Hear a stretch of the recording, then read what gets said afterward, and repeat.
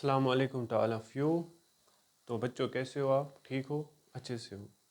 तो मैंने आपके लिए यहाँ से नई सीरीज़ बनाई है जिसमें हम क्लास 12 के चैप्टर्स कंप्लीट करेंगे। तो जो आपका पहला चैप्टर 12th में मैं पढ़ाने जा रहा हूँ that is known as solutions. तो हम स्टार्ट करेंगे यहाँ से सॉल्यूशन से। बेटा सॉल्यूशंस, ठीक है बेटा। बेटा सॉल्यूशंस होते क्या है? क्या आपने इसके बारे में कभी पढ़ा है कि सॉल्यूशंस होते क्या हैं बेटा? शाबाश। तो व्हाट आर सॉल्यूशंस बेटा? बेटा आपने 11th क्लास में पढ़ा होगा जब हमें टीचर्स वहाँ पे मैटर पढ़ाते हैं, ये मैटर पढ़ाते हैं बेटा, मैटर्स। तो मैटर में हम ये पढ़ते हैं कि मैटर के दो क्लासिफिकेशंस हम पढ़ते हैं। मैटर के दो ब्रॉड क्लासिफिकेशंस होती है बेटा, ठीक है बेटा। कौन कौन से? तो मैटर को हम क्लासिफाई करते हैं on the basis of physical properties. यहाँ पे हम फिजिकल प्रॉपर्टीज़ पढ़ाई जाती है, प्रॉपर्टीज़। और यहाँ पे हमें पढ़ाया जाता है केमिकल प्रॉपर्टीज़। तो यहाँ से हम पढ़ते हैं केमिकल प्रॉपर्टीज़, ठीक है बेटा। तो जब हम मैटर वहाँ पे पढ़ते हैं, मैटर के बारे में हम पढ़ते हैं, तो वहाँ पे हमें पढ़ाया जाता है कि जो मैटर होता है वो क्लासीफाई किया, ब्रॉड क्लासीफाई, मॉडर्न साइंस की जो क्लासिफिकेशन है, physical properties and chemical properties. उसके बाद फिजिकल प्रॉपर्टीज़ हम करते हैं ऑन द बिहाफ ऑफ किसके बेसिस पे? प्रॉपर्टी मैटर की फिजिकल स्टेट देख के। लाइक हम क्या पढ़ते हैं इसमें हमें पढ़ाया जाता है सॉलिड के बारे में, हमें पढ़ाया जाता है लिक्विड के बारे में, और हमें पढ़ाया जाता है किसके बारे में? गैस के बारे में, ठीक है बेटा। ये तो आपने पढ़ा होगा। और भी बोस आइंस्टीन है, उसके बाद प्लाज्मा है, बहुत सारी प्रॉपर्टीज़, बहुत सारी हम स्टेट्स पढ़ते हैं। बट जो ही हम केमिकल प्रॉपर्टीज़ की बात करेंगे, मैटर को हम on the basis of chemical properties भी क्या कर सकते हैं? क्लासीफाई। तो केमिकल प्रॉपर्टीज़ में हमें क्या पढ़ाया जाता है? केमिकल प्रॉपर्टीज़ में हमें दो चीज़ें पढ़ाई जाती है। एक हमें पढ़ाया जाता है मिक्सचर्स, एक हमें क्या पढ़ाया जाता है? मिक्सचर्स। और दूसरा हमें पढ़ाया जाता है प्योर सब्सटेंसेस, ठीक है, प्योर सब्सटेंसेस। अब अगर इसमें भी आप देखोगे मिक्सचर्स एंड प्योर सब्सटेंस में, मिक्सचर्स में भी हम पढ़ते हैं दो चीज़ें। और बताओ कौन कौन से पढ़ते हैं? Very good. एक हम पढ़ते हैं इसमें होमोजेनस मिक्सचर, ठीक है, होमोजेनस मिक्सचर। और सेकंड इज हेटेरोजेनस मिक्सचर, और हम पढ़ते हैं इसके बारे में हेटेरोजेनस मिक्सचर। और इवन जो हम लोगों का प्योर सब्सटेंस होता है, प्योर सब्सटेंस में हमारे पास दो चीज़ें पढ़ाई जाती है। एक हमारे पास होता है एलिमेंट, ठीक है जी, और हमारे पास होता है एलिमेंट और कंपाउंड, ठीक है। तो ये कभी ऑब्जेक्टिव भी पूछा जाता है कि प्योर सब्सटेंस कौन कौन से होते हैं? वो होता है आपका एलिमेंट और वो होता है आपका कंपाउंड, ठीक है। और मिक्सचर्स में हम पढ़ते हैं होमोजेनस एंड हेटेरोजेनस। तो एक बेसिक क्लासिफिकेशन है जो 9th में भी 11th में हमें पढ़ाया जाता है कि मैटर, जिसमें दो ब्रॉड क्लासिफिकेशन में कैटेगराइज है, फिजिकल प्रॉपर्टीज़ और केमिकल प्रॉपर्टीज़। फिजिकल प्रॉपर्टीज़ में हम ये चीज़ें पढ़ लेते हैं, ठीक है। उसके बाद केमिकल प्रॉपर्टीज़ में हम ये फर्दर दो पढ़ते हैं on the base of chemical properties of matter. Like mixtures में फिर से हम होमोजेनस पढ़ाया जाता है, हेटेरोजेनस, और प्योर सब्सटेंस में एलिमेंट एंड कंपाउंड। अब सर आपने ऐसा क्यों बताया, आपने ऐसा क्यों पढ़ाया? क्योंकि जो 12 का चैप्टर है जिसको हम पढ़ने जा रहे हैं, जो सॉल्यूशंस है, जो आपके क्लास 12 का चैप्टर है, ठीक है, बहुत इंपॉर्टेंट चैप्टर है। नाउ क्लास 12 का चैप्टर है जो सॉल्यूशंस है। तो इस बारे में मुझे ये पहले आप लोगों को ज़रूरी बोलना था इसके बारे में, क्योंकि जब मैं डेफिनेशन बोलूँगा मैं वहाँ पे बोलूँगा सॉल्यूशंस हमारे पास होते हैं होमोजेनस मिक्सचर। तो होमोजेनस मिक्सचर तब समझ में आएगा, पहले आपको ये पता होना चाहिए जो आपने 11th में पढ़ के रखा है, ठीक है, शाबाश। अब यहाँ पे अगर हम बात करें, चलो ये तो पता है आपको, ठीक है, हम ज़्यादा बात नहीं करेंगे यहाँ पे, हम सीधे डायरेक्ट सॉल्यूशंस पे आएंगे। लेकिन इससे पहले मैं सॉल्यूशंस पे आ जाऊँ तो मैं थोड़ा सा यहाँ पे रिपीट करूँगा what is homogeneous and heterogeneous mixture. तो बेटा होमोजेनस एंड हेटेरोजेनस मिक्सचर होते क्या है? आपने पढ़ा है होमो मीन्स सेम, है कि नहीं? तो जो सेम मिक्सचर होगा, एंड हेटेरोजेनस मीन्स जो डिफरेंट होगा, as the word suggest hetero and homo, ठीक है। अब होमोजेनस मिक्सचर में कुछ प्रॉपर्टी दिखाई देती है। अगर मैं होमोजेनस की बात करूं तो यहाँ पे जो कंपोनेंट्स होते हैं, जब आप सोल्यूट और सॉल्वेंट को मिक्स करोगे, जो आपके जो कंपोनेंट्स रहते हैं, कंपोनेंट्स दे मिक्स वेल, ठीक है बेटा। यहाँ पे दो कंपोनेंट्स आपस में अच्छी तरीके से क्या होते हैं? मिक्स होते हैं, ठीक है, शाबाश। उसके बाद इसमें जो बहुत इंपॉर्टेंट चीज़ पढ़ाया जाता है, इसमें हम लोगों के पास जो कंपोजिशन रहती है, जो भी सोल्यूशन की कंपोजिशन रहती है, हेटेरोजेनस मिक्सचर की बात करो, कंपोजिशन इसमें क्या होती है? Composition remains through out same, through out same. ठीक है, इतना याद कर लेना। ठीक है, जो मैंने होमोजीनस की बात छेड़ी यहाँ पे, होमोजीनस, ठीक है, तो होमोजीनस में मैंने बोला जो कंपोनेंट्स होते हैं in they will get mixed well. उसके बाद जो कंपोजिशन रहती है होमोजीनस की वो क्या रहती है, that is remains through out same solution.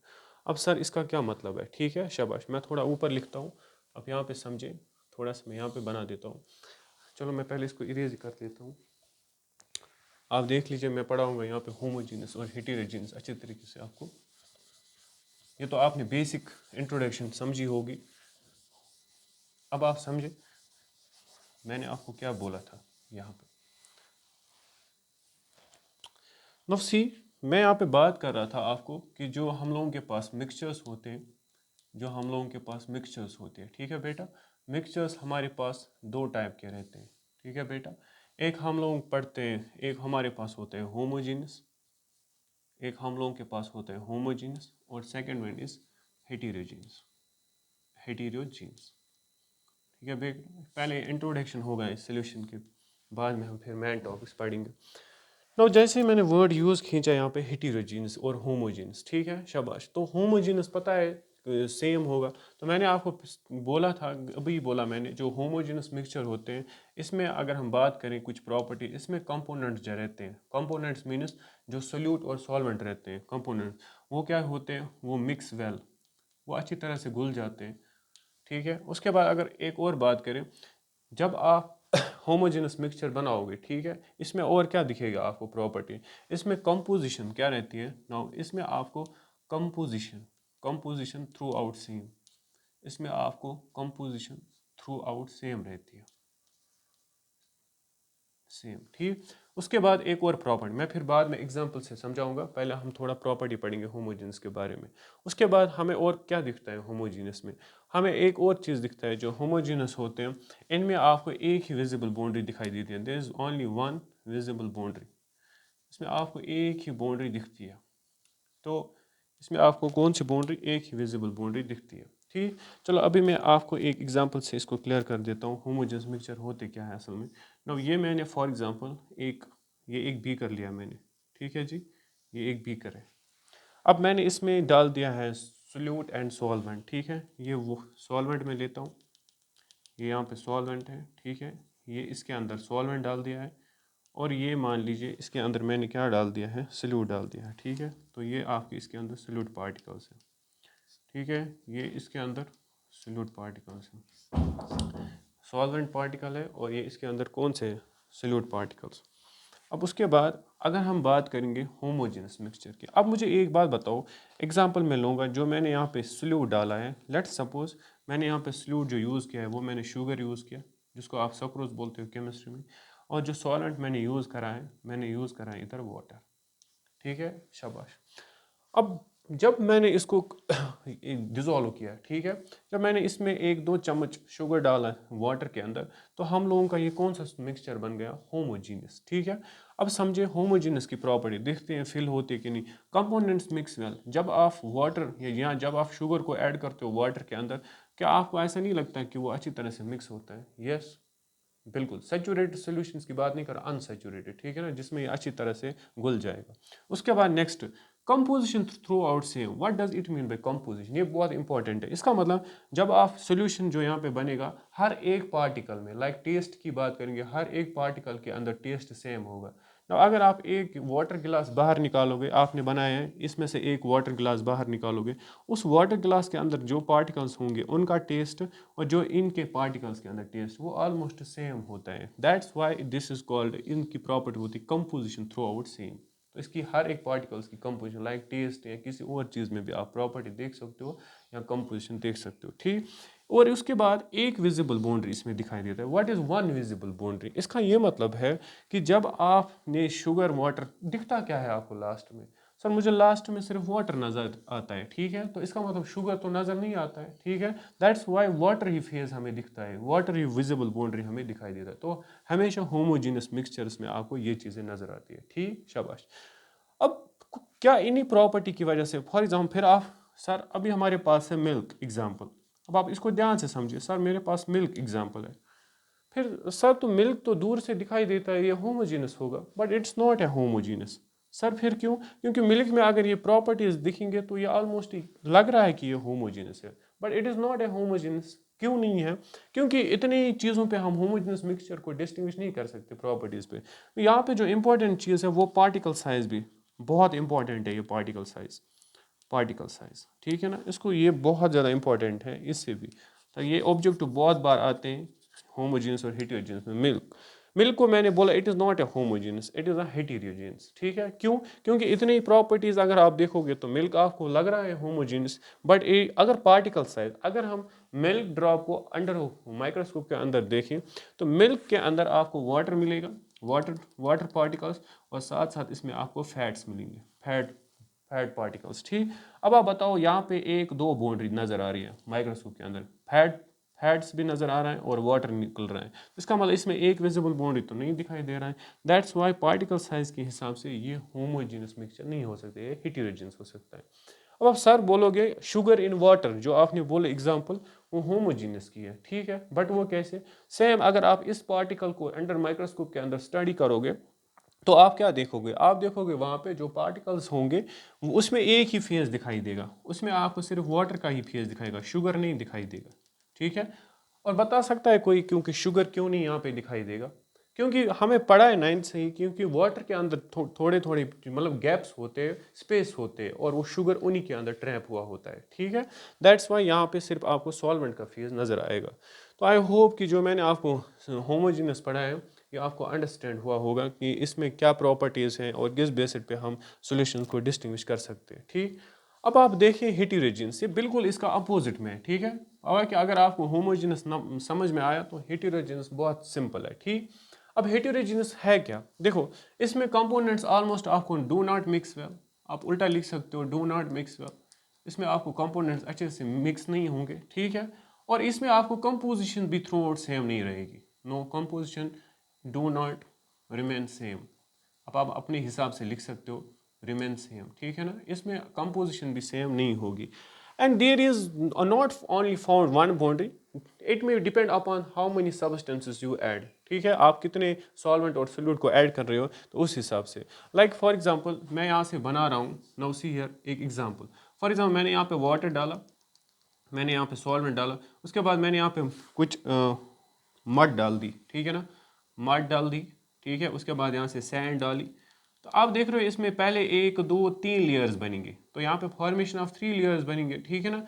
That means इसमें एक विजिबल बाउंड्री नहीं दिख रही है, इसमें वाटर भी दिख रहा है, इसमें मड भी दिख रहा है, और इसमें साथ साथ क्या दिख रहा है, इसमें साथ साथ सैंड भी दिख रही है, ठीक है, शाबाश। तो इसका मतलब यहाँ पे आपके पहले विजिबल बाउंड्री एक नहीं होती है, depending upon the components mix कितना कर रहे हो उस हिसाब से यहाँ पे आपके फेजेस आएंगे नजर, ठीक। कंपोजिशन भी थ्रू आउट सेम नहीं रहेंगे, क्या पता है इस लेयर पे जो नीचे वाली लेयर हो इस पे एक टेस्ट होगा, या on the base of test की बात करो, या नेक्स्ट पे कुछ और होगा, कुछ और होगा, तो इसका मतलब कंपोजिशन यहाँ पे सेम नहीं रहती है, ठीक है, शाबाश। तो बाकी आप एग्जांपल जोड़ सकते हो इसके अंदर, लाइक मिल्क भी इसके अंदर एग्जांपल है, ठीक है। तो बाकी जो भी चीज़ें हैं उस they will undergo this heterogeneous. तो मुझे यहाँ पे ये नहीं समझाना था हेटेरोजीनस, मुझे असल में ये समझाना था होमोजीनस। अब होप अगर आपको ये समझ में आया होगा होमोजीनस क्या है। अब हम स्टार्ट करेंगे यहाँ पे सॉल्यूशंस, जो हमें पढ़ना है, जो 12th का पहले चैप्टर है, उसी से हम स्टार्ट करेंगे कि सॉल्यूशंस होते क्या हैं, ठीक है। आई होप जितना मैंने आपको यहाँ तक ये समझाया बेसिक, ये आपको समझ में आया होगा, ठीक है। चलो नेक्स्ट, चलो ये आपको अगर लिखना है तो स्क्रीन शॉट भी उठा सकते हो, यहाँ पे कोई मसला नहीं है। चलिए आगे,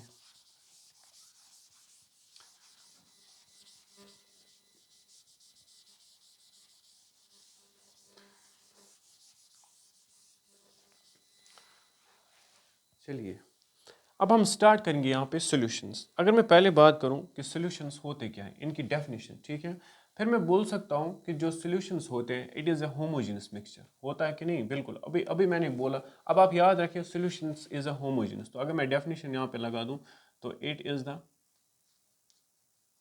the homogeneous mixture, it is the homogeneous mixture. ये पहले आपको याद रखना चाहिए, ये हेटेरोजेनस नहीं होता है, इट सॉल्यूशंस होते हैं, it is the homogeneous mixture of 2 और मोर, जितना आप ऐड करोगे, of 2 or more substances, 2 or more substances। और साथ में इतनी डेफिनेशन भी ठीक है शब आपके एनसीईआरटी में इतना भी लिखा होगा, it is the homogeneous mixture of 2 और मोर सब्सटेंस। थोड़ा सा मैं ऐड करूँगा whose composition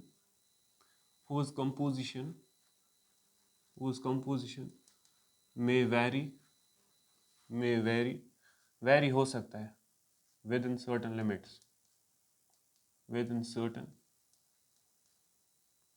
limits, ठीक है बेटा। बहुत सिंपल डेफिनेशन है सॉल्यूशंस। तो मैंने क्या बोला, सॉल्यूशंस क्या होते हैं, it is a homogeneous mixture. तो बेटा ये होता है आपका homogeneous mixture. As you know by the word homogeneous means जब सॉल्यूशंस यहाँ पे पढ़ेंगे, होमोजेनस का ये मतलब है कि कंपोजिशन थ्रू आउट क्या रहेगी, सेम। ठीक है शाबाश। और बनता कैसे, ऑफ 2 और मोर सब्सटेंस, जब आप 2 या 2 से सब्सटेंस को ऐड करोगे। और उसके बाद यहाँ तक भी आप डेफिनेशन लगा सकते हो, बट मैंने साथ में क्या लिखा, हुज कंपोजिशन में very with in certain limits. But sir आपने अभी बोला होमोजीनस अगर ये है तो कंपोजिशन थ्रू आउट सेम रहती है, बट आपने लिखा may be very with in, लेकिन मैंने लिखा may be very with in certain limits. तो एक्यूरेटली 100% नहीं आएगा, 98, 96%, 99% आ सकता, थोड़ा सा तो वेरिएशन होगा, लेकिन ऑलमोस्ट नेगलेक्ट करने के बाद हम बोलते हैं कि इसकी कंपोजिशन थ्रू आउट सेम रहेगी। समझ में आई बात, शाबाश। अब उसके बाद आगे चलते हैं सॉल्यूशंस के अंदर, लेकिन उससे पहले हम थोड़ा सा बेसिक टर्मिनोलॉजी समझेंगे सॉल्यूशंस के बारे में। ठीक है शाबाश। मैंने यहाँ पे यूज़ किया है सब्सटेंसेस। मेरी बात ध्यान से समझ लो, मैंने यहाँ पे यूज़ किया है सब्सटेंसेस। अब मैं यहाँ पे सब्सटेंसेस यूज़ नहीं करूँगा, ठीक है, मैं यहाँ पे यूज़ करूँगा कंपोनेंट्स। अब ये अच्छी टर्म है कंपोनेंट्स यूज़ करना सॉल्यूशंस के अंदर, ठीक है। अब मैं ये नहीं बोलूँगा कि जब मैं सॉल्यूशन बनाऊँगा मैं 2 या 2 से ज़्यादा सब्सटेंस ऐड करूँगा, तो द बेटर थिंग इज़ मैं यहाँ से कंपोनेंट, ये बेसिक टर्मिनोलॉजी है। अगर आप बुक पढ़ रहे हो तो आपको वहाँ पे मे बी कंपोनेंट्स लिखा होगा, तो वो कुछ नहीं है, वो सब्सटेंसेस, ठीक। तो कंपोनेंट्स है क्या, कंपोनेंट्स वो है विच मेक्स अप सोल्यूशन, जो आपका सोल्यूशन बनाता है, जो आपका क्या बना के देगा, मेक्स अप सोल्यूशन। जैसे आप सब्सटेंस का वर्ड, या ऐसे समझो सब्सटेंस का वर्ड मैं रिप्लेस कर रहा हूँ किस चीज़ से, कंपोनेंट से, तो which makes up the solution. ठीक है, अब मैं वर्ड करूँगा यूज़ कंपोनेंट्स। ठीक है, अब उसके बाद नेक्स्ट, अब जो सॉल्यूशंस होते हैं, ठीक है शाबाश। अब सॉल्यूशंस में प्रेजेंट क्या क्या होता है, ठीक है शाबाश। अब एक और टर्मिनोलॉजी, पहले मुझे बताओ सॉल्वेंट क्या होता है, मुझे कोई बताएगा कि सॉल्वेंट क्या होता है, ठीक है। और similarly what is here the solute, solvent और सॉल्यूट होता क्या है, what is solvent and solute. आप बोलते हो कि जो सॉल्वेंट होता है या सोल्यूट, आप ये बोलते हो कि जो सोल्यूट होता है, जो ऐड होता है किसके अंदर, सॉल्वेंट के अंदर, वो सोल्यूशन बना के देता है, ठीक है। ये भी यहाँ ऐसे बोलते हो जो सोल्यूट डिजोल्व होता है सॉल्वेंट के अंदर, वहाँ पे फॉर्मेशन ऑफ सोल्यूशन होता है, ठीक। वो हम लोअर क्लास में पढ़ते हैं, लेकिन आज जब आप 12th में आए हो, थोड़ा सा आपको टेक्निकल डेफिनेशन भी आनी चाहिए। सॉल्वेंट वो होता है विच इज़ प्रेजेंट इन, देख लीजिएगा, विच is present in larger quantity, which is present in larger quantity। तो सॉल्वेंट आज से आप याद करें मेरे साथ कि जो सॉल्वेंट होता है वो प्रेजेंट होता है आपको क्या, लार्जर क्वांटिटी में, जो ज़्यादा क्वांटिटी में प्रेजेंट होगा। फिर सोल्यूट तो अब आपको समझ में आया होगा, विच is present in, very good, which is present in larger नहीं है, ये कौन सा क्वांटिटी में होगा, लेसर क्वांटिटी में, नो लेसर क्वांटिटी में। दिस इज़ वेरी इंपॉर्टेंट, ठीक है बेटा, बहुत ज़्यादा इंपॉर्टेंट है, पहले टर्मिनोलॉजी समझनी है। और अगर आप इन टर्मिनोलॉजी को अच्छे से समझे तो उसके बाद आपका जो सोल्यूशन है ना, ये आपको क्या लगेगा, बहुत इजी लगेगा, ठीक शाबाश। तो सॉल्वेंट की बात हमने करी, सॉल्वेंट को हमने बोला which is present in larger quantity, और solute which is present in lesser quantity. और एक इंपॉर्टेंट चीज़, ठीक, सॉल्वेंट जो होता है ये सिर्फ नहीं पानी होगा, और सोल्यूट सिर्फ सॉलिड नहीं होगा, शुगर साल्ट, ऐसी बात कभी नहीं याद रखना, ठीक। सॉल्वेंट जो होगा, सॉल्वेंट होगा, हो सकता है सॉलिड भी, ये लिक्विड भी हो सकता है, ये गैस भी हो सकता है। सिमिलर सोल्यूट भी हो सकता है, सॉलिड, लिक्विड एंड गैस। ये जो होंगे इनकमिंग लेक्चर्स, इनमें बता दूंगा, हमें टाइप्स ऑफ सॉल्यूशंस भी पढ़ने हैं, ठीक है शाबाश। अब ये टर्मिनोलॉजी के बाद एक और यहाँ पे जो इंपॉर्टेंट चीज़ मैं पढ़ाने जा रहा हूँ, मैं पढ़ाऊंगा टाइप्स। नाउ सी हियर, अब ऑन द बेसिस ऑफ, देखो मैं सॉल्यूशंस को क्या कर रहा हूँ, on the basis of components, मतलब कितने कंपोनेंट्स का आप सॉल्यूशन बनाओगे, on the basis of components, क्योंकि मैंने बोला अब आप सब्सटेंस के बदले क्या यूज़ करो यहाँ पे, कंपोनेंट्स। तो on the basis of components solution में बी, कितने कंपोनेंट्स आप ऐड कर रहे हो, ठीक है, इतनी बात समझ में आ रही है, शाबाश। अब आप ऐड क्या कर रहे हो, मेरी बात ध्यान से समझ लो, on the basis of components, for example अगर आप ऐड कर रहे हो एक सॉल्वेंट, लिसन, अगर आप एक सॉल्वेंट ऐड कर रहे हो, एक सॉल्वेंट, ठीक, और इसके अंदर एक, क्योंकि एक सोल्यूट ऐड कर रहे हो, क्योंकि सोल्यूशन तब तक नहीं बनेगा जब तक आप एक सॉल्वेंट को, अगर आप सिर्फ एक सॉल्वेंट को करोगे, सिर्फ रखोगे एक सॉल्वेंट को, फिर ये सोल्यूशन नहीं बनता है, ठीक। एक सॉल्वेंट और एक सोल्यूट को जब आप, क्यों, अब हमने on the base of components, हमने कितने कंपोनेंट्स ऐड किए, मैंने पहले ही बोला, आप सब्सटेंस की टर्म रिप्लेस करो किस चीज़ से, कंपोनेंट से। तो on the base of component solution में भी, सोल्यूशन क्या हो सकता है, एक आप अगर सॉल्वेंट एक ले रहे हो और सोल्यूट एक ले रहे हो, तो ये आपका जो सोल्यूशन यहाँ पे बनेगा ना, दिस इज नोन एज, कोई बता सकता है इसको क्या बोलेंगे, वेरी गुड, इसको बोलेंगे बाइनरी सोल्यूशन। ठीक है बेटा, इसको हम बोलते हैं बाइनरी सोल्यूशन, बाइनरी सोल्यूशन। ठीक है यहाँ पे, शाबाश। तो ऐसे याद करें कि बाइनरी सोल्यूशन वो होता है जिसमें एक आपका सॉल्वेंट होगा और एक यहाँ पे क्या होगा, सोल्यूट। और जो बाइनरी सॉल्यूशंस हमें इसी में, इस चैप्टर में ज़्यादा हमें बाइनरी सॉल्यूशंस से पढ़ने हैं, ठीक है। अच्छा बताओ, अगर 3 कंपोनेंट्स होंगे तो इसमें हमने 2 कंपोनेंट्स ऐड किया। अब ये क्वेश्चन है सर कि अगर आप 3 कंपोनेंट्स ऐड कर रहे हो तो उसमें सोल्यूट कितने होंगे और सॉल्वेंट कितना होगा। Now this is the important question. तो ये हमेशा याद करो, सॉल्वेंट हमेशा एक ही रहेगा, ठीक है। तो जब मैं एक, अगर मैं ऐसा सोल्यूशन बनाऊं जिसमें मैं एक ही सॉल्वेंट फिर से रखूं, सॉल्वेंट हमेशा एक ही होगा, ठीक है। बट अब की बार मैं सोल्यूट 2 डाल रहा हूँ, ठीक है। तब हम क्या बोलेंगे इसको, नाउ दिस इज, इसको बोलते थे बाइनरी, और जब 3 कंपोनेंट्स का बना होगा दैट विल, बाइनरी के बाद इसको बोलते हैं टर्नरी सोल्यूशन। ये टर्शरी नहीं है, यहाँ पे टर्मिनोलॉजी याद करो, this is called ternary solution, ternary solution, ठीक। सिमिलर इन दिस केस, अगर आप एक सॉल्वेंट ले रहे हो, अगर आप एक सॉल्वेंट ले रहे हो प्लस, और आप इसके अंदर तीन सोल्यूट ऐड कर रहे हो, ठीक है, तो कितने टोटल कंपोनेंट्स का बना होगा, 3 और 4। तो इसको हम बोलते हैं क्वाटरनरी सोल्यूशन, ठीक है बेटा, क्वाटरनरी सोल्यूशन, क्वाटरनरी सोल्यूशन। तो हमने करा क्या, हमने पहले सॉल्यूशंस की डेफिनेशन देखी, ये होमोजेनस मिक्सचर होते हैं। बाय द वर्ड होमोजेनस का मतलब, इन जब भी सॉल्यूशंस हम यहाँ पे बनाएंगे इनका कंपोजिशन सेम रहेगा, ठीक है। और उसके बाद मैंने बोला था आपको कि ये सब्सटेंस अब भूल जाओ, अब थोड़ा कंपोनेंट्स यूज़ करो इसमें, ठीक है। उसके बाद मैंने आपको टर्मिनोलॉजी समझाई, सॉल्वेंट और सोल्यूट क्या होता है। सॉल्वेंट वो होता है जो प्रेजेंट लार्ज क्वांटिटी में हो, और सोल्यूट वो होता है जो प्रेजेंट आपके लेसर क्वांटिटी में प्रेजेंट हो, ठीक। उसके बाद मैंने ये समझाया कि on the basis of components, जब आप बात करोगे कंपोनेंट्स के बेसिस पे सॉल्यूशंस कैसा हो सकता है, बाइनरी सॉल्यूशन हो सकता है। Binary solution is formed of this one solute and one solvent, ठीक। Ternary solution is formed of one solvent and 2 solute. Quaternary solution is formed of one solvent and 3 solvent. I hope कि यहाँ तक आपको अच्छे से समझ में आया होगा, ठीक है। तो आगे चलते हैं, चलो इसको स्क्रीन शॉट पे आप उठा सकते हो, वेरी गुड। चलो मैं इसको इरेज कर लेता हूँ। नाउ नेक्स्ट, नेक्स्ट कि हमारे पास क्या है, now this is very important, ये बहुत अच्छा यूनिट है पढ़ने के लिए, बहुत अच्छा है। नाउ उसके बाद नेक्स्ट,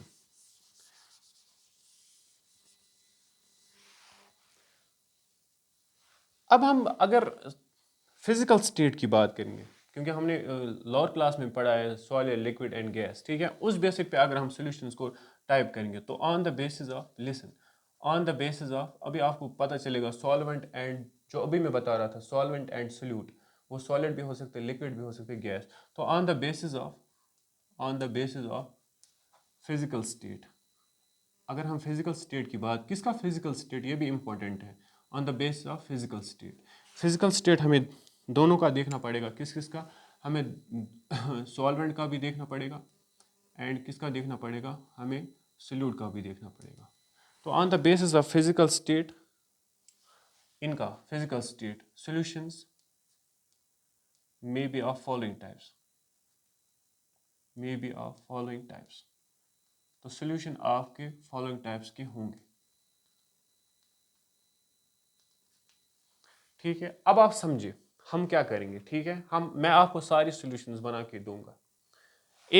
आप एक काम करें, ठीक है, अगर आप लिख रहे हो नोट्स तो आप एक काम करें, नोटबुक के साइड से में आप एक काम करें, इधर इधर आप लगाइए सल्यूट, ये यहाँ पे लगा दीजिएगा सल्यूट, ठीक है जी। यहाँ पे लगा दीजिएगा सॉल्वेंट, और बेटा यहाँ पे लगा दीजिए आप एग्जाम्पल्स, यहाँ पे आप लगा दीजिएगा एग्जाम्पल्स, ठीक है बेटा, शाबाश। अभी आप एक काम करें, एक कॉलम जोड़ दीजिए, फिर ये इस तरह से, इस तरह से,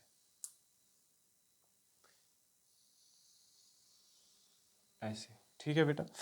पहले हम एक काम करते हैं, पहले हम यहाँ पे लिखेंगे सॉल्यूशंस। पहले हम बनाएंगे किसके सॉल्यूशंस? नाउ लिसन केयर, पहले हम बनाएंगे गैस के सॉल्यूशंस, ठीक है। यहाँ पे ए पार्ट में हम बनाएंगे गैस के सॉल्यूशंस। समझ लो मैं कैसे लिख रहा हूँ, गैस के सॉल्यूशन, एनसीईआरटी में दिया होगा गैस के सॉल्यूशंस, ठीक है। अब सोल्यूट मैं लूँगा यहाँ पे गैस, लिसन केयरफुली, यहाँ से मैं लूँगा गैस, उसके बाद मैं यहाँ से लूँगा लिक्विड, ठीक है सर, उसके बाद मैं यहाँ से लूँगा सॉलिड। पहले इन्हीं तीन को बना के रखेंगे। यहाँ पे मैंने लिया है solute, gas, liquid and solid. अब इनका सॉल्वेंट कॉमन रखते हैं, क्योंकि ये गैस सोल्यूशंस हैं तो इसमें भी सॉल्वेंट गैस होगा, इसमें भी हम सॉल्वेंट रखेंगे गैस, इसमें भी हम सॉल्वेंट रखेंगे गैस। सिंपल।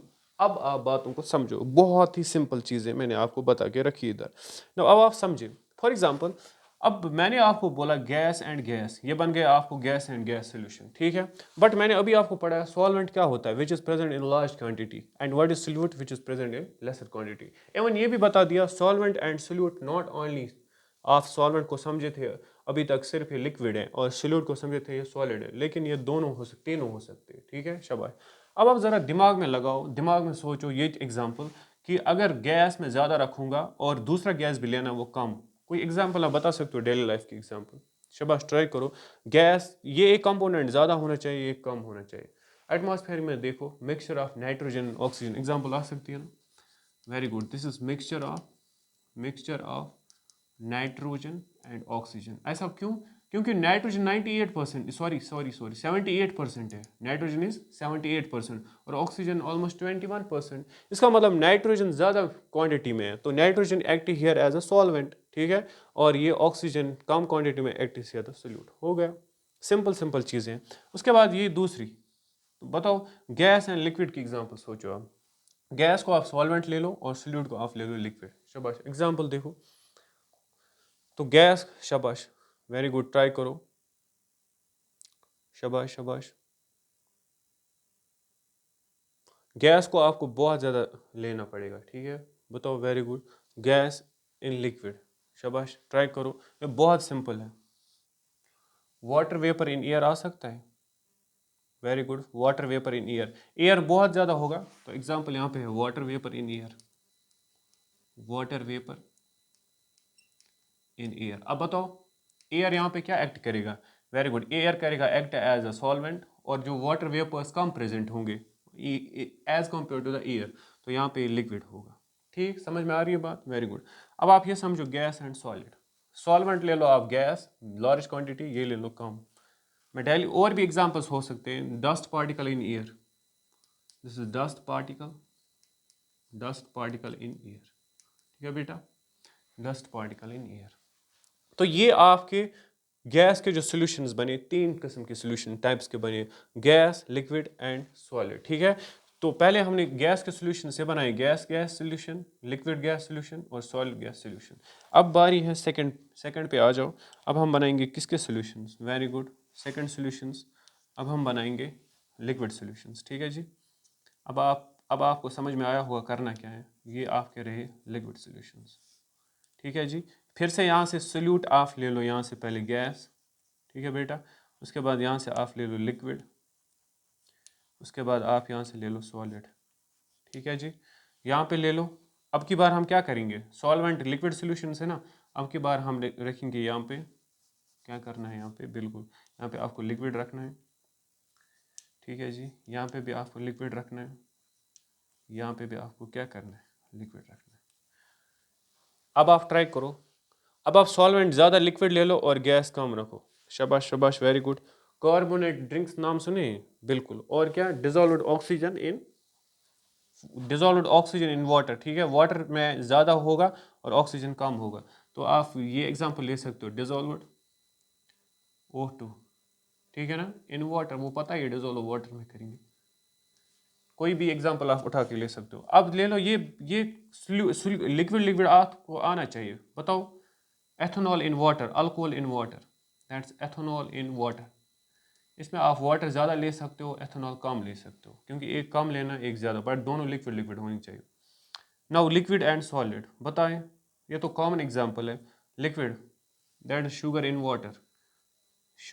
वाटर, ठीक है, water will act solvent water will act as solvent, ठीक है जी, और उसके बाद solid will act as a sugar. तो हमने ये पढ़ा, ठीक। ये आपके ऊपर गैस सॉल्यूशंस बने, ये आपके लिक्विड सॉल्यूशंस। तो इसका मतलब गैस सॉल्यूशंस 3 आ गए और लिक्विड सॉल्यूशंस भी आपके 3 आए। इतना लिखो। उसके बाद मैं बनाऊंगा लास्ट पे सॉलिड सॉल्यूशंस। वेरी गुड, लिख लो। यहाँ स्क्रीनशॉट भी उठा सकते हो, ठीक है, शाबाश। तो यहाँ पे मैं अब की बार सॉलिड सॉल्यूशंस बनाऊंगा। ये ऐसे ही रहने देते हैं, इसको चेंज करते हैं, ठीक है जी। तो अब की बार हमें कौन से सॉल्यूशंस बनाने हैं? अब की बार हम बनाएंगे सॉलिड सॉल्यूशन। तो सॉलिड सॉल्यूशंस में भी हम रखेंगे इसको गैस, इसको रखेंगे लिक्विड, इसको रखेंगे सॉलिड, ठीक है जी। अब सॉल्वेंट के अंदर आ जाओ। Very good. अब यहाँ पे गैस सॉलिड बनाना है तो सबके साथ रखना है सॉलिड बंदा। ना ये आपका सॉलिड और ये आपका सॉलिड, ठीक है जी। अब आप एग्जांपल सोचो। एनसीईआरटी में जो एग्जांपल्स है मैं कोशिश वही कर रहा हूँ ताकि एनसीईआरटी आपकी कवर हो जाए। अब सॉलिड और गैस, इसमें एक एग्जांपल दी है hydrogen solution, hydrogen solution on platinum. इसको बोलते हैं एडजॉर्प्शन। सरफेस केमिस्ट्री में पढ़ना था एडजॉर्प्शन, इस 12th क्लास में सरफेस केमिस्ट्री में। This is adsorption. इसका मतलब हाइड्रोजन जो है ना, हाइड्रोजन हाइड्रोजन सॉल्यूशन का मतलब, क्योंकि अब हमें समझ में आता है कि हाइड्रोजन गैस भी ये सॉल्यूशन गैस भी होते हैं कि नहीं, पहले ही पढ़ा है गैस सॉल्यूशन। तो हाइड्रोजन सॉल्यूशन का मतलब ये गैस सॉलिड एक्ट करेगा platinum, this is called adsorption, ठीक है ना। मतलब हाइड्रोजन की रिएक्शन ऑन प्लेटिनियम पे होती है, दिस इज एडजॉर्प्शन। एक एब्जॉर्ब होता है, एक एडजॉर्ब होता है। तो इसमें एडजॉर्बेंट सरफेस होती है और सरफेस केमिस्ट्री में पढ़ लोगे। उसके बाद ये सोचो सॉलिड एंड लिक्विड, शाबाश। एक और एग्जांपल दी है इसके, सोडियम इन सोडियम, ऐसे लिखो sodium and mercury. Sodium and mercury या सोडियम विथ मरकरी, जो भी आप लिखोगे, सोडियम विथ मरकरी। अब बताओ, जब आप मरकरी को कोई भी मेटल ऐड करते हो, जब आप कोई मरकरी को कोई भी मेटल ऐड करते हो, दे विल फॉर्म द एमलगम्स। असल में मुझे यही बोलना था, एमलगम्स एग्जाम्पल से, एमलगम्स, ठीक है जी। यहाँ पे मरकरी और सोडियम जी, sodium will act as a solid ज़्यादा क्वांटिटी में, और जो ये लिक्विड मरकरी, पता ही है आपको एग्जांपल। अब बताओ ये सॉलिड सॉलिड, वेरी गुड, कोशिश करो। Solid solid formation of alloys है ना, जब आप क्या करते हो, कॉपर एंड गोल्ड लिख सकते हैं, कॉपर एंड गोल्ड, बिल्कुल। गोल्ड इज वेरी सॉफ्ट, इसको formation of mixture of two metals और कॉल्ड एलॉयज। एलॉयज की बहुत अच्छी प्रॉपर्टी होती है, लाइक रस्टिंग नहीं होते इनके अंदर, ड्यूरेबिलिटी ज़्यादा होती है। अब कॉपर एंड गोल्ड, आपको पता है मार्केट में जो गोल्ड होता है ना, वो असल में 24 कैरेट्स प्योर गोल्ड होता है। 24 carats is the purest form of gold, 24। But जब आप मार्केट में जाते हो, there is a 22 carats, 22 carats होता है। ऐसा क्यों, जब ये प्योर है? असल में जो हम निकालते हैं ना, लाइक ये, और जब आप मिनरल्स वैसे पढ़ते हो, जैसे हम गोल्ड निकालते हो, वो सॉफ्ट होता है, प्योर फॉर्म में क्या होती है, सॉफ्ट। जब आप कोई भी शेप दोगे तो वो बेंड होके टूट जाएगा, soft. That's why 2% copper is added to the gold. क्यों? In order to get hardness देनी पड़ती है, दैट्स वाई 22 मार्केट में आता है, उसमें 2% कॉपर ऐड किया जाता है। तो हमें पता है जब दो मेटल्स मिक्सचर बनता है, इनको बोलते हैं अलॉयज। तो आई होप जो मैंने आपको on the base of physical states आपको 3 सॉल्यूशंस पढ़ाए, क्या कौन कौन से पढ़ाए, पहले गैसेस सॉल्यूशन, उसके बाद लिक्विड सॉल्यूशंस, उसके बाद सॉलिड सॉल्यूशंस। तो टोटल अगर आप इसको ऐड करते जाओगे ना, टोटल आपको, आप मुझे बताओ टोटल कितने सॉल्यूशंस आते हैं। वेरी गुड, कितने सॉल्यूशन टोटल? मुझे आए 9 टाइप्स ऑफ सॉल्यूशंस। तो आप पढ़ लो, गैस के 3, ठीक है, उसके बाद लिक्विड के 3, सॉलिड के 3, तो 9 टाइप्स ऑफ सॉल्यूशंस टोटल आते हैं on the base of physical state. इतनी बात समझ में आई? और out of 9 types of solutions, ये जो 3 है ना, ये बहुत कॉमन है, आपको कॉमन कॉमन डेली लाइफ में दिखाई देगा, कॉमन। अब बोलो, इतनी बात समझ में आई? ठीक है। अब लास्ट में मैं एक दो वर्ड्स ये जो बोलूँगा कुछ और इसके बारे में थोड़ा सा मुझे बोलना है, अगर आपको ये समझ में आया बस हम यहीं पे फिर लेक्चर को स्टॉप करेंगे। अब यहाँ पे एक इम्पॉर्टेंट चीज़ है, आपने सुना है एक्वा सॉल्यूशन, ताकि मुझे ये सॉल्यूशंस में आपको आसानी लगे आगे पढ़ाने में। एक आपका एक्वा सॉल्यूशन होता है, दूसरा आपने नाम सुना होगा non aqua solution. Aqua solution बता दीजिए, what is aqua solution and non aqua solution, ठीक है जी। एक्वा सॉल्यूशन वो होता है जिसके अंदर सॉल्वेंट फेज प्रेजेंट होगा, कौन सा? वाटर। ये बात हमेशा याद रखो, एक्वा सॉल्यूशंस वो होते हैं जिनके अंदर सॉल्वेंट आप लोगे वाटर, ठीक है जी। उसके बाद नॉन एक्वस आया समझ में? फिर जिसके अंदर सॉल्वेंट होगा अदर देन वाटर। ये वो सॉल्यूशंस होते हैं जिसमें प्रेजेंट होता है सॉल्वेंट अदर देन वाटर। ठीक है, ये बात याद रखना बहुत इंपॉर्टेंट है, आगे आपको काम आएगी ये बात। ठीक है जी। तो मैंने बोला एक्वस सॉल्यूशंस वो होते हैं जो जिनके अंदर सॉल्वेंट हम वाटर लेते हैं, और नॉन एक्वस वो होते हैं जिनके अंदर सॉल्वेंट वाटर नहीं कुछ और, लाइक बेंजीन लेते हैं, अल्कोहल लेते हैं, कोई और। तो ये एक इंट्रोडक्शन था सॉल्यूशंस के बारे में। तो मैं थोड़ा सा रिवाइज कर लूँगा हमने आज क्या पढ़ा। तो सॉल्यूशंस में मैंने पहले आपको थोड़ा सा क्लासिफिकेशन ऑफ मैटर के बारे में पढ़ा है, फिजिकल और केमिकल क्लासिफिकेशन। ठीक है, उसमें मैंने आपको थोड़ा होमोजेनस और हेटेरोजेनस में डिटेल में पढ़ाया, क्योंकि हमें पता है सॉल्यूशंस की जब हम डेफिनेशन पढ़ते हैं वो होमोजेनस मिक्सचर होता है। ठीक, उसके बाद मैंने बोला कि जो सॉल्यूशंस होते हैं, अगर हम कंपोनेंट्स की बात करेंगे, हम बाइनरी सॉल्यूशन बनाते हैं, टर्नरी बनाते हैं और क्वार्टरनरी, तो ये डिपेंड करता है कंपोनेंट्स पे। उसके बाद मैंने आपको आज पढ़ाया सॉल्यूशंस के अंदर टाइप्स ऑफ सॉल्यूशंस, बट ये किसके बेसिस पे, जब हम physical state solvent and solute की देखते हैं। ठीक, तो टोटल हमारे पास कितने सॉल्यूशंस बने, 9 टाइप्स ऑफ सॉल्यूशंस। ठीक है बेटा, तो 9 टाइप्स ऑफ सॉल्यूशंस में हमने ये भी पढ़ा कि ये 3 कॉमन होते हैं। ठीक, और हमने पढ़ा aqueous solution and non aqueous solution, और साथ साथ मैंने आपको आज समझाया सॉल्वेंट क्या होता है और सोल्यूट क्या होता है। हमेशा याद रखो सॉल्वेंट लार्ज क्वांटिटी में प्रेजेंट होता है और solute is present in lesser quantity में। ठीक है, तो नेक्स्ट वीडियो में हम स्टार्ट करेंगे कंसंट्रेशन टर्म्स, लाइक हम जब भी सॉल्यूशन बनाएंगे उसकी कंसंट्रेशन हम कैसे निकालेंगे, और साथ साथ किन टर्मिनोलॉजी से हम किन कंसंट्रेशन टर्म से निकालेंगे, लाइक हम उसमें पढ़ेंगे मोलारिटी, हम पढ़ेंगे मोलालिटी, उसमें हम नॉर्मलिटी पढ़ेंगे, मोल फ्रैक्शन पढ़ेंगे। ये बहुत ज़्यादा इंपॉर्टेंट है, जिस फिर आपको लैब में भी वो काम आता है। ठीक है, शाबाश। तो इसके नोट्स में फिर आपके डिस्क्रिप्शन बॉक्स में लगा दूंगा, साथ साथ अगर आप इसके नोट्स भी लिखोगे, अगर यहाँ पे आपको टाइम नहीं मिलता है तो वो फिर आप अपने नोट्स बना दीजिएगा। ठीक है, थैंक यू वेरी मच। और